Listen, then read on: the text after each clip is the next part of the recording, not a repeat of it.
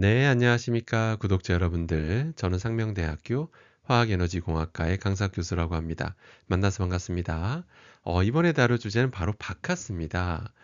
제가 사실 특정 브랜드를 다루는 격이 흔치 않은데요. 근데 오늘은 안 다룰 수가 없어서 오늘 바카스를 한번 다뤄보려고 합니다. 참고로 바카스는 여러분들 안 드셔본 분이 계실까 싶긴 합니다. 대한민국 국민이라면 적어도 지금 기준으로 성인이시라면 한 번쯤 다 드셔보셨을 것 같은데요. 근데 바카스 하면 항상 빠지지 않는 단어가 있습니다. 바로 항상 이런 바카스 회사에서도 이제 광고할 때 항상 이런 거 하죠.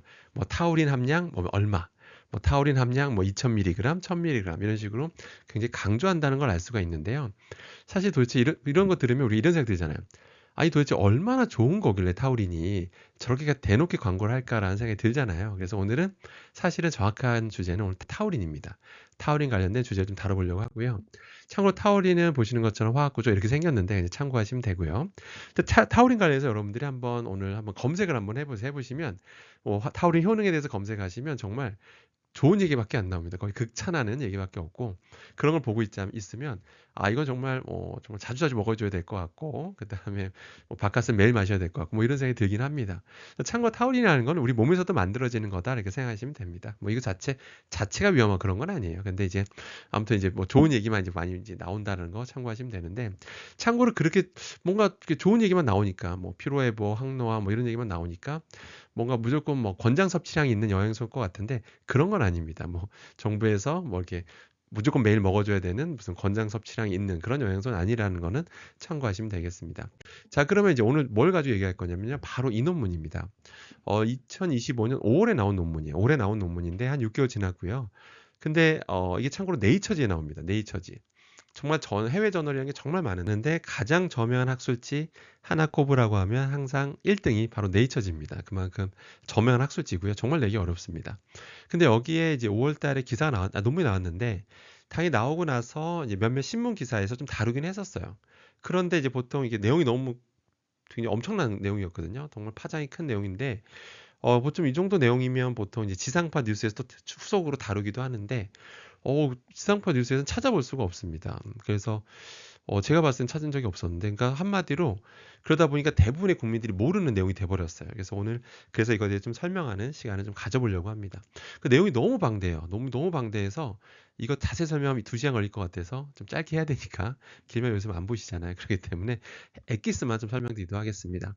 어떻게 했냐면 연구진은 정상 마우스랑 백혈병 걸린 마우스 이제 비교를 합니다. 했더니 정말 특이하게도 백혈병 걸린 마우스의 골수에서 타우린 농도가 더 높게 나옵니다.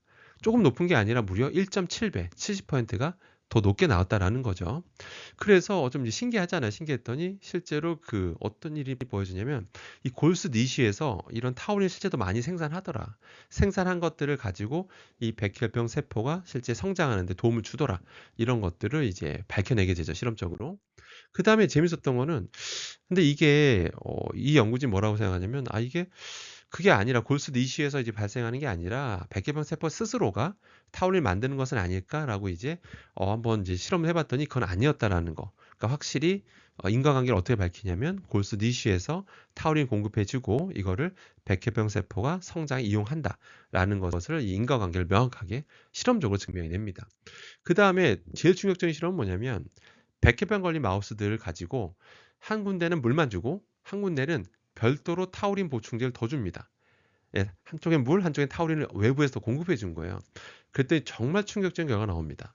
물 마신 그룹보다 타우린 보충제를 넣어줬던 쪽에서 백혈병의 성장 속도가 더 빨라지고 더 빨라졌어요. 더 성장 속도가 빨라지고 실제로 사망률이 3배 이상 높다라는 것을 이 연구진이 밝히게 됩니다. 그래서 실제로 이런 외부에서 공급하는 것조차도 타우린조차도 이런 어떤 그 백혈병 세포의 에너지원이 된다라는 것을 밝혀낸 거죠. 또 놀라운 실험은 또 뭐냐면 이 연구진이 억지로 이제 약간 이제 조작을 해가지고 타우린 생산을 억제해 봅니다. 타우린 생산이 좀 덜 되게 한 거예요. 했더니 실제로 생존 기간이 늘어나요. 생존 기간이 13.5% 늘어나는, 그러니까 백혈병 걸린 그 마우스 기준으로 봤을 때 어떤 생존 기간까지 늘리는 그런 효과까지 보게 됩니다. 그래서 이 연구진 뭐라고 결론 짓냐면 이 백혈병 어떤 이런 그 어떤 성장 속도에 영향을 미치는 것들은 확실히 타우린 양이라는 것에 대해서 확실하게 언급을 하게 됩니다. 근데 백혈병이라는 거에 대해서 잠깐 살펴보면요. 대표적으로 이제 만성 백혈병만 놓고 이제 봤을 때, 만약에 제가 만약 만성 백혈병에 걸렸다 가정했을 때, 제가 뭔가 증상이 이상해서 병원에 가서 이제 검사를 받아요. 정밀 검사 받았더니 백혈병입니다. 진단받을 수 있잖아요. 근데 항상 어느 정도 충분히 진행이 된 다음에 제가 증상을 느낀다라는 거죠. 그러니까 초기에는 발견하기 어렵다고 알려져 있거든요. 그러니까 제 말은 이 연구 결과 그대로 대입하게 되면, 제가 초기에 이미 백혈병 세포 자라고 있는데, 자라고 있을 때는 제가 몸이 못 느끼잖아요. 근데 그런 상태에 제가 막 이런 뭐 에너지 음료를 막 왕창 먹어요. 수시로 막 먹어줘요. 그럼 이 백혈병 세포의 성장 속도가 빨라진다는 뜻입니다.